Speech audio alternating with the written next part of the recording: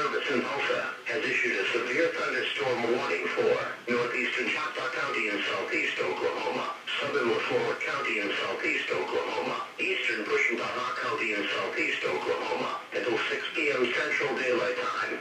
At 4:54 p.m. Central Daylight Time, a severe thunderstorm was located 7 miles southeast of Neshoba and moving northeast at 45 miles per hour.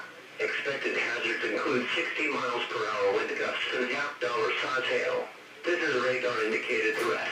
The following impacts are expected. Hail damage to vehicles is expected. Expect wind damage to roofs, siding, and trees.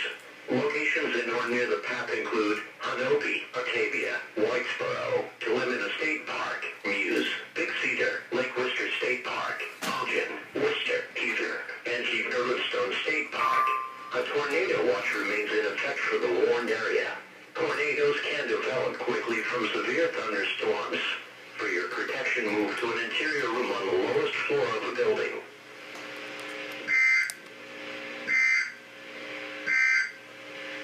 A severe thunderstorm warning remains in effect.